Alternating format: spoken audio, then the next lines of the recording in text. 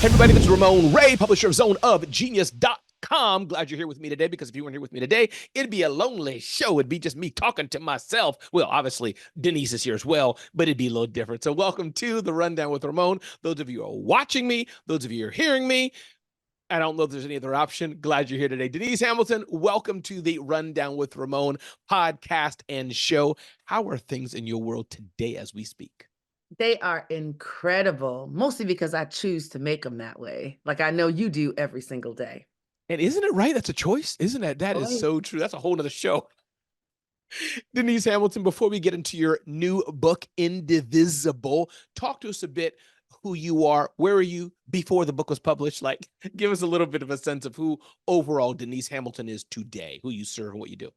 Well, I'm what you call an inclusion strategist. And people are like, what does that mean? What I do is I help organizations actually operationalize their DEI goals. We have a lot of lofty ideals and great big value statements that are made, but the trouble comes when the rubber has to hit the road and people have to actually implement it. So I specialize in that space.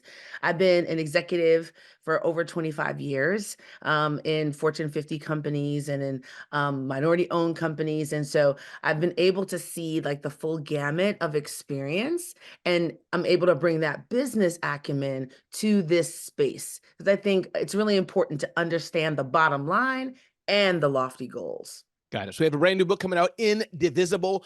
Why is it important today? Why should we read it? What's inside Indivisible? And the title alone sounds provocative. You don't know whether you want to read it in private, like let me not read this on a train, or whether you want to read it in Times Square with cameras on you. I'm not sure, but you would tell me right now. Absolutely. And I hope people will wear it like a t-shirt. Yes. So I believe that the goals that you said are incredibly important. And we are in danger of accepting lesser goals, goals that are easier to reach, but don't really move the needle. And I think one of the big challenges I've seen in my work in DEI is that people are looking for things they can easily measure, easily kind of just add on top of what they're doing, when what we really require is a value change, right? Let me tell you what I mean when I say that. Please. Let's say I'm going to grade motherhood, right? I'm going to give you 5 metrics. You feed your child, you make sure they get to school, they have clothes on, let's just and you put the painting from kindergarten on the refrigerator. You got to have that. Okay. So you've got 5 metrics of what it means to be a good mother. Fair enough. Well, guess what? You could be killing it on all 5 of those metrics. But if you beat your child half to death every night, you are not a good mother. That's what I think we're doing. I think we picked some like easy to reach or like simple metrics so that we can have the illusion of success, when really these values, being an inclusive organization, it's a value. It's like motherhood. How do you measure it? How do you think about it? It's bigger than, the Noah's Ark approach of two of each kind in the ark. So I think that what I want people to do is replace these subordinate lesser goals with a bigger goal. And that means to be indivisible. And what does that mean to me? It means that we have a deep, profound understanding of our interconnectedness. The best kind of example of this for me is the human body. Okay. The brain and the lungs, they don't sit around all day arguing which one of them is more important. They understand the importance of each other, right? And if you think about your legs are the most powerful muscle groups in your body, but you are going absolutely nowhere if the tiny little bones in your ears don't manage your balance, right? So it's not about size, it's not about position, it's not about the number, it just isn't. It's about the functionality. Does every part do its part to contribute to a successful whole? So what would that look like? And I guarantee you, if we shifted our thinking and became more focused on becoming indivisible, there's a whole host of stuff we wouldn't argue about anymore. I guarantee you, we wouldn't be arguing about should we feed school children. We wouldn't be arguing. There's a whole set of topics that we wouldn't even talk about anymore. So my feeling is that We need to move from a posture of a renter to an owner, right? And what does that look like for me?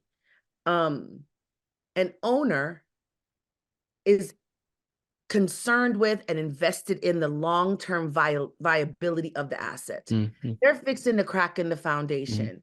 They are updating the electrical and the plumbing, stuff that nobody even sees. They don't do the sexy stuff. What does a renter do?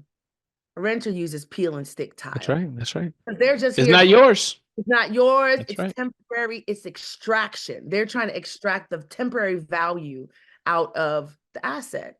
And what I would submit to you is we have far too many extractors among us who just seek to see what can I get out of this environment rather than what I can put in.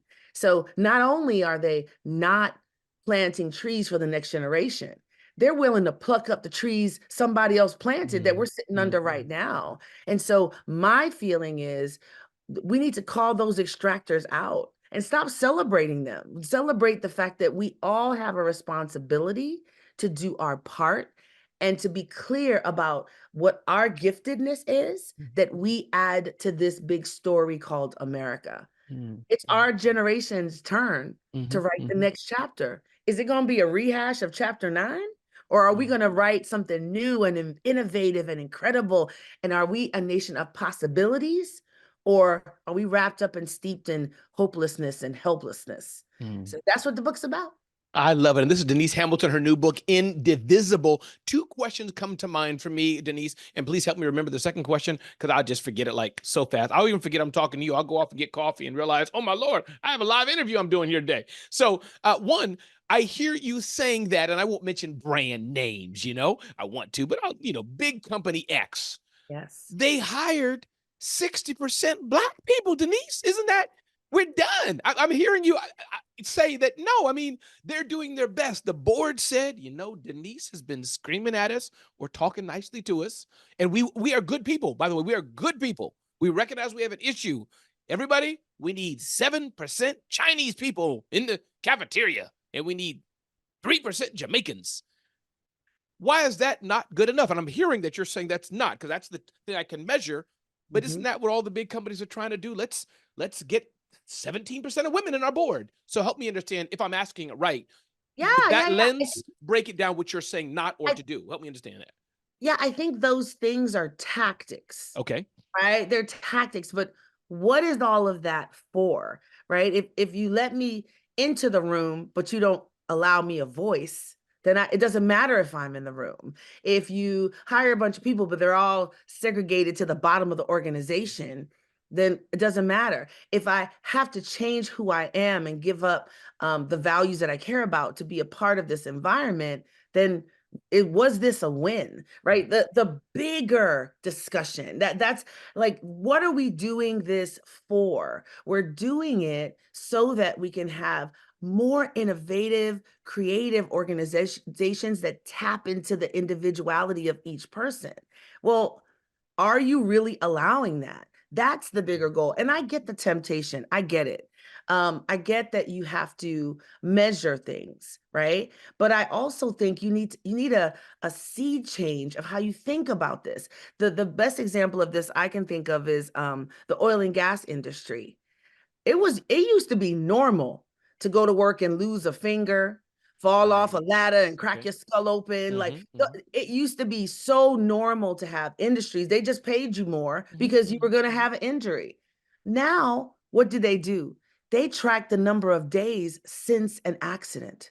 They have it as a big sign on the wall that says 230 days since an accident. And they don't mean an accident on the oil rig. If you trip in the office over somebody's chair, they count it as an accident. They had a complete value change, organizational change of how they looked at safety, not as like these little things that we're going to play around the edges, but as something that we're going to weave into every single fiber of our organization. That's what we need to do. So if you're looking for the lowest bar to say you were inclusive, then I don't think that's the spirit with which to create inclusion. And I also think it's really important that you can see you prepare yourself for the homeostasis of these systems, right? And what do I mean by homeostasis? Do you remember ninth grade biology, Ramon? I know it was a long. Ish. It was like long. I didn't know if I want to remember it, but I'm gonna go with you. I ninth grade. Okay, I'm So, 9 years away from 60. But go ahead. Okay. yes, yes. So, a cell, it's a function in a cell, and a Yes. cell would let in nutrients and vitamins, and it would let out waste and toxins, It's coming back to me. anything to Yes. keep you average, normal, regular. Your body does the same thing. When you're hot, what do? You sweat. When you're cold, what do? You shiver. And that is all designed to keep you normal, average, regular.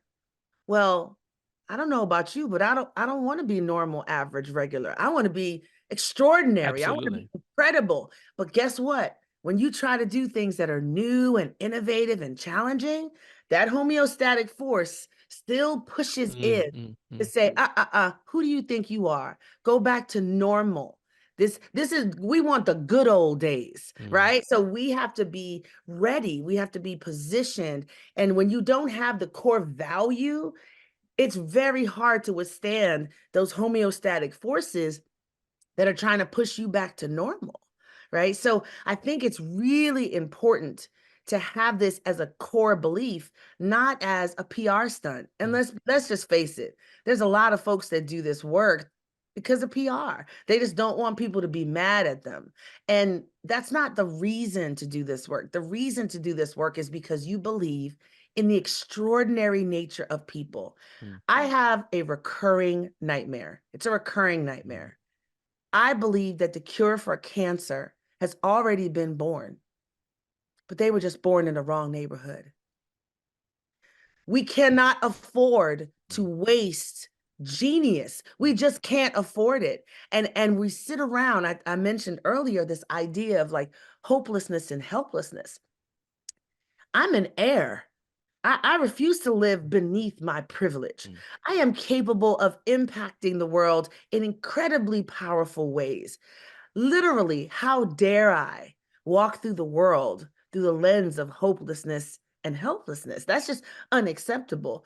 And I have a muse, a historical muse, and that's Harriet Tubman. And I think about this young woman, enslaved woman in 1800s. She had a disability. She had a seizure disorder. She couldn't read. She couldn't write. She didn't have a horse. She didn't have a map. She didn't know anybody in the North. She had never been more than a mile from the plantation, and she was alone. And she ran. She ran and got herself to freedom. That enough. That's enough from the Done. that's enough. Done. We can end the story right there, and it would have been phenomenal, right? But that's not where the story ends. Yeah. She turns around and she goes back. Unbelievable. And she went back over and over and over again. And this is the key. This is a really subtle thing in this story that I think people overlook. Over her lifetime, she probably did about 70 people on the Underground Railroad. She didn't save 70 people at a time. This trip, she got 3. The next trip, she got 5. The next trip, she got 4. We don't have any patience. We don't have any stamina. We don't have commitment to an ideal that allows us to make